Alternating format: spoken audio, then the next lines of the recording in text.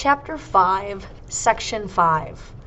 As a reminder, we're finishing up chapter 5, but you want to remember that Rome became the largest and most powerful empire in the world up to this point. All right, so section 5 is called the Decline and Fall. Obviously, all good things must come to an end, and the beginning of the decline was the end of the good emperors Marcus Aurelius when he died in 180 AD, and it brought the end to the Pax Romana, and he had his son Commodus rule, and Commodus was not a good leader. So that was kind of the beginning of the end. So after this point, there was a lot of political unrest, and there were a series of emperors in the Severan family called the Severan rulers, specifically started by Septimius Severus, who he and his sons were rulers, and they kind of ruled by the philosophy of pay the soldiers and ignore all others. In other words, their opinion was that in order to maintain this empire and for them to remain in power, you needed to have a good, strong military and disregard the citizens, and any other people other than the military. So over the next 50 years, there were 22 different emperors, and most of those different emperors were assassinated. So it was very violent, and it was very chaotic in Roman times. They were also troubled by invasions by different groups of people, specifically the Persians from the east and the Germanic tribes from the north. You can see those invasions on page 176. You can see that there are the Angles and the Saxons, that there were the Franks, the Huns, the Ostrogoths, the Vandals, and the Visigoths. And all of those were different groups of people that started knocking at the door of the Roman Empire. Besides the fact that they could not keep an emperor, they had some basic economic and military problems as well. Because of invasions, civil wars, and a plague that nearly caused the collapse of the Roman Empire, all of those are definitely connected to economy and to the military.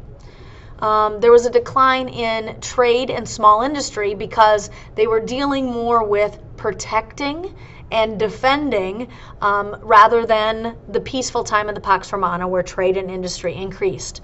There was fewer people to work because of this plague, and a plague is a widespread disease, and 1/10 of the population of Rome was killed during this plague. There was also a decline in farm production, and that was due to because many of the farmers had to leave their land and go fight and defend Rome, and a lot of their farmland then was destroyed during these civil wars and other invasions.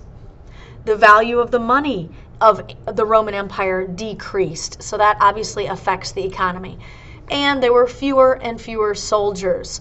There were fewer soldiers because, of course, they were dying for fighting. They also were dying because of the plague, and just fewer people that were willing to defend something they didn't believe in.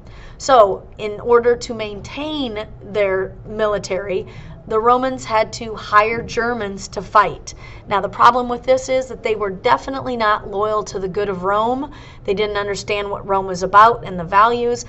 They were doing it just because they got paid to do so. So there was a couple people that really tried to change what was going on in the later part of the Roman Empire to try to stop the collapse of Rome. Their reforms were effective in the way of slowing the decline and the collapse, but it definitely didn't stop it.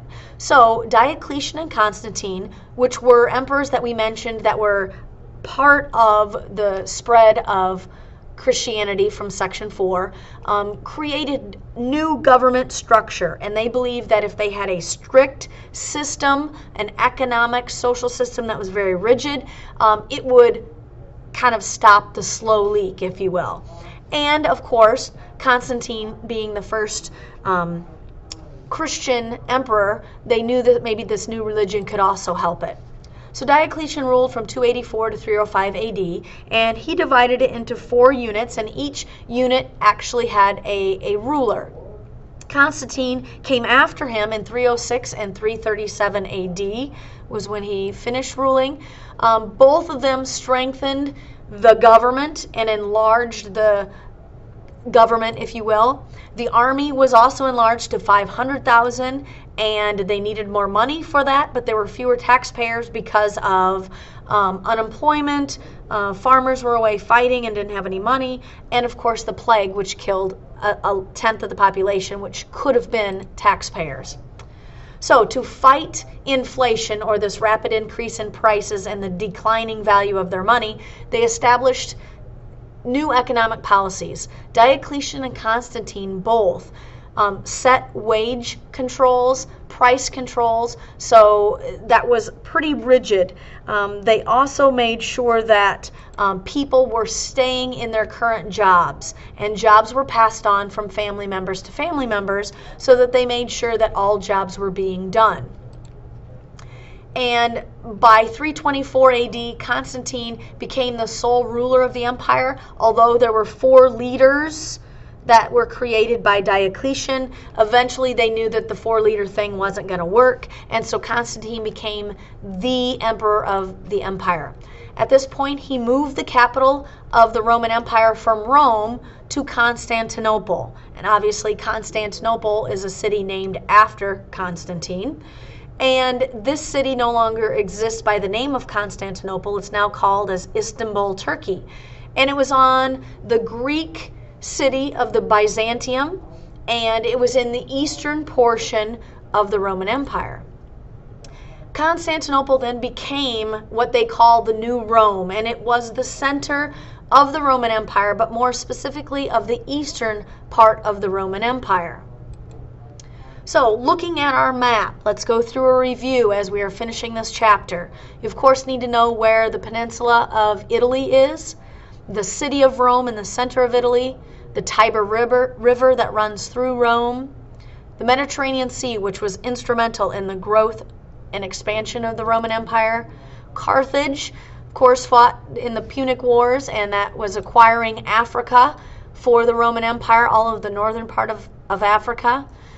The Alps protected Italy from the north, and it really helped them expand because of that protection. They acquired Sicily from Carthage as their first province. They acquired Spain. They acquired Macedonia and Greece. They acquired the first Asian province of Pergamum. They acquired present-day France, or then known as Gaul. They acquired Romania today, but it was called Dacia then. Eventually they expanded into Britain, and then they added the area of the Sinai Peninsula, and of course then Jerusalem was included, and that is where the Jewish revolt occurred in 66 AD. So now you need to label Constantinople, and that is this city right here, the dot that is right there. It's on the European continent, but it's very close to Asia, in Asia Minor. And we'll be labeling a couple other places for the end of the unit. All right, so the fall of the Roman Empire. It was really divided into 2 parts. The Western Roman Empire, and Rome remained the capital there. But they kept being invaded by these Germanic tribes in northern Europe. The Eastern Roman Empire, remember, its new capital was Constantinople, and it really wasn't being attacked or invaded nearly as much as the western portion. So a group of people known by the name of the Huns. The Huns were a nomadic group of people from Mongolia, and they were threatening the Germanic Visigoths, or the West Goths, in their territory north of Rome and Roman Empire.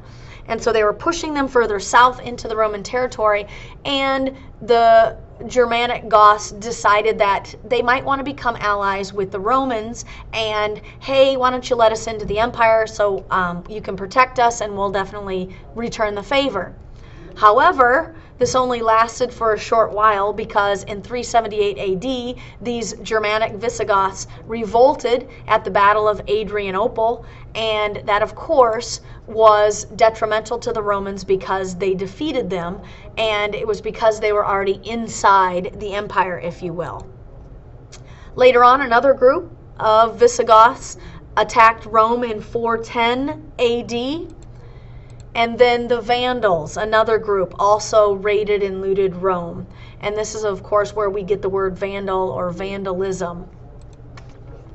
In 476 AD, Romulus Augustulus was the last Roman emperor of the Western Empire.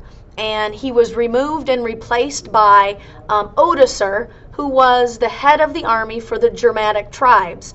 And he became the new leader of the Western Empire, and this is signified with being the end of the Western Empire, or the fall of the Western Empire, and also constituted the beginning of the Middle Ages. The Western Roman Empire then was replaced by these Germanic kingdoms, and the Eastern Empire, though, really kind of remained safe for about another 1,000 years, but it was not called the Eastern Roman Empire. It was called the Byzantine Empire, which then was instrumental in establishing later kingdoms like the ones in Russia. Now, there are lots of theories about the fall of the Roman Empire exactly. Some say that it was because of lead poisoning through their water pipes, and of course this caused a mental decline. The plague, of course, wiped out 1/10 of the population, so that was the biggest reason. They refused to advance their technology, and they relied way too much on slavery, or Rome was unable to put together a workable new political system in changing it or evolving it. And so this are all the different theories of the fall of the Roman Empire. But in my opinion, there are lots of reasons for the fall of the Roman Empire, and they were all mentioned in this section.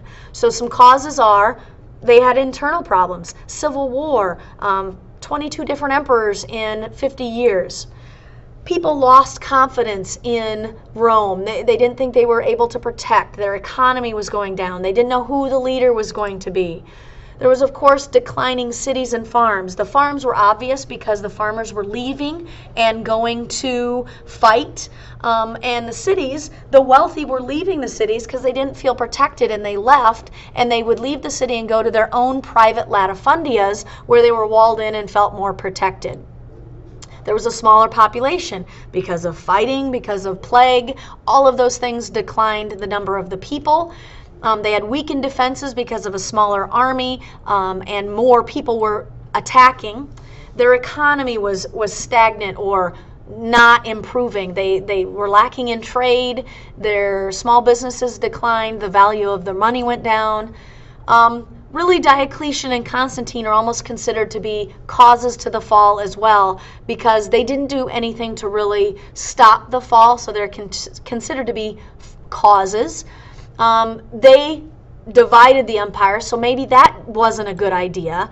They had this oppressive government, which people, of course, did not like. They were attacked by different groups, like the Huns and the Vandals in particular, the Visigoths. And the final straw that broke the camel's back, so to speak, was when Odoacer, the Germanic king, was the first king of Italy that was not a Roman citizen. All right, so we have all of these places that we've just labeled, so make sure that you have all of these that we just labeled a few minutes ago. And there's Constantinople. We need to mark the Western Empire, which is the white section. The gray section is the Eastern Empire, and we need to label the Battle of Adrianople, which was near Constantinople, which of course was where the Visigoths defeated the Romans and really kind of brought the end of the Roman military. All right, on our comparison chart, Greece's military, very strong army, but later they created a navy, and Rome did the very same thing. The decline, really the Peloponnesian War or a civil war brought down the empire of Greece. For Rome, it was lack of leadership or poor leadership. And as far as reviewing, an epidemic disease is a plague. Constantine's capital is Constantinople. Official declaration is an edict, like the Edict of Milan. The rapid increase in prices is inflation, and the people that sacked Rome in 455 are the Vandals. Diocletian and Constantine did all of the following except allow wages and prices to rise. 7. The Western Roman Empire was besieged by all except Carthaginians. Theories about why Roman Empire declined include D, a tidal wave, it didn't. Last good emperor Marcus Aurelius died in 180, and that brought conflict and confusion.